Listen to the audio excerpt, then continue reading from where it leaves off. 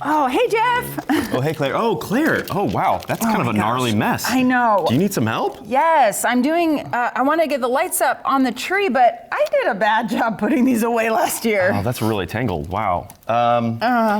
You know, Claire, these lights look like they're for outside decorating. Are you sure they're supposed to go on a tree? That's fine. I mean, what could go wrong? Did you test them, or? I'm sure it's fine. Just help me get them untangled. Okay, I think I've got a faster way to do this. Are you ready? Yeah. What do you think? That was a great idea. Okay, let's plug them in and see if they work. Wait, see if they work. You didn't test them first? Nope. All right, here goes nothing. Oh. Ah! Jeff, where are you? Claire, I'm right here. Where are you? Are you okay? Claire, I think we blew a fuse. Oh, it is so dark. I'm so scared. Okay, it's okay. Hold on. I just need to flip the breaker. All right, I'm looking. Let me see if I can find it. I know I've done this at home before. Where are you going? Well, Jeff? I've done that. I think I know what I'm doing. Okay, Claire, I think I got it. Ready? Oh, Claire, are you okay? Jeff, it was really, really dark, and I'm afraid of the dark. So I wanted my avocado stuffed animal and my fuzzy blanket. Yeah, those are great. Did you just have them with you? I never leave home without them. I'm glad I had them because it was really dark. You know what? Honestly, Claire, that was pretty scary. But we got the lights back on, and being in the dark suddenly is actually a great setup for today's Advent episode. You're absolutely right. Guys, do you remember we're in Advent, which is the season of expectant waiting, and each episode we're going to look at different things that we see around Christmas time and focus on how they remind us of and point us to Jesus. In our last episode, we focused on Christmas gifts, and we talked about how the gifts that we give and receive help us to remember that God has already given us the greatest gift we could ever receive, eternal life in Jesus Christ, His Son, our Lord. So today, the image we're going to focus on is, can you guess it? Christmas lights. Good job. So around the holidays, one of my very favorite things to do is look at Christmas lights. I love putting them up on my house and on my Christmas tree and driving around town and looking at all the lovely Christmas light displays. For sure, I'm the same way. On all of those dark winter nights, the lights are so beautiful. Seeing those lights in the darkness can also help point us to Jesus. Let me show you what I mean. So the opposite of light is, that's right, darkness. In the Bible, long before Jesus was born, the prophet Isaiah talked about the subject of darkness. Oh, let me stop you right there. I think I know what verse you are talking about. Is it Isaiah 9:2? Jeff, if we're going to look at this verse, I think it's time for us to go to the library. Guys, it's time for what? What does that mean?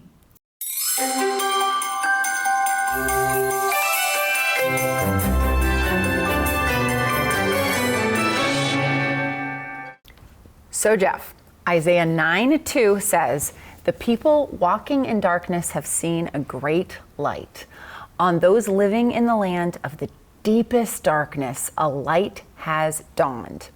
He's using really poetic language here to help us understand something, but I think it can be really confusing. I don't think he's talking about darkness as if the lights were out. I think it's something else. Can you help us to understand? Yeah, absolutely. It's a great question. And I think it helps us to think about what it can feel like when we're in the darkness and the lights are out. So Claire, if you're in a room and all the lights suddenly go out and you can't see where you're going or where anything is, how does that make you feel? Like just earlier, when the lights blew and I was very scared and I had my blanket and my avocado. Yeah. It makes me nervous and scared, and I feel unsettled and uncomfortable. Yeah, oftentimes when we're in darkness, we can feel lost or confused, scared and unsettled. Yeah. And that's why the Bible oftentimes uses the word darkness to describe the difference that sin makes in our lives. It separates us from God, it separates us from one another, and that oftentimes leaves us feeling alone and confused and scared because we're not connected with God or other people the way we're supposed to be. Okay, so those people in darkness, they were in sin and they were scared. That's right. So who is Isaiah talking to in this verse? Am I right that he wasn't just talking to the Israelites like living in that day? That's exactly right. He was talking to people who were living back then in his day, but he was also talking to future people who would be living in darkness, that darkness of sin. And that includes you and me. Let's think about what it means to live in darkness. What do you know about light? How does it overcome the darkness? Well, when the light turns on, the darkness is taken away. You can see clearly where you're going, but more importantly, in the presence of light, there is no darkness. Light is the absence of darkness. And you said earlier that darkness is sin. It's like a word picture for sin. Yeah. So what does sin keep us from? Well, ultimately, sin separates us from God. It keeps us from our good Creator, God. Yikes. That's pretty serious business. Yeah, it is. But don't forget the good news that Isaiah presents in this verse. Now, yes, he does say that people are walking in darkness, but a light is dawning. Whoa, guys, did you catch it? A light is dawning. Friends, that light is Jesus. Whoa. All right, check this out, guys. Nearly 800 years after Isaiah wrote this prophecy, Jesus was born. Listen to how the Gospel of John talks about his birth. John 1, 3-5 says, "Through him all things were made. Without him nothing was made that has been made.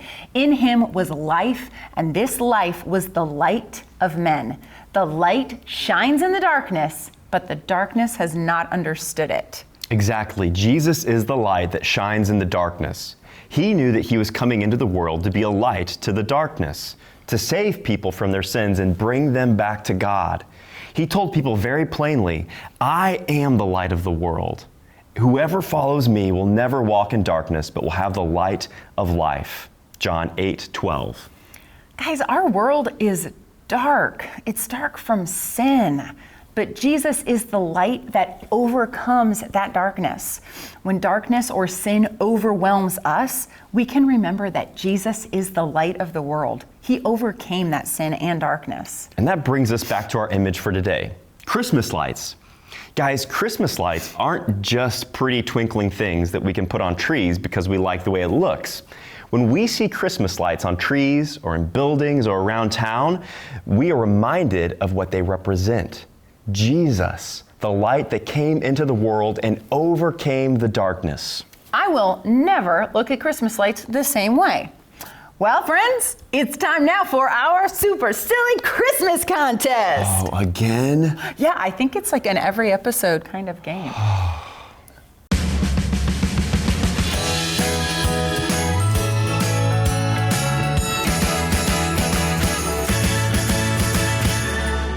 Hello and welcome back to the Super Silly Christmas Contest.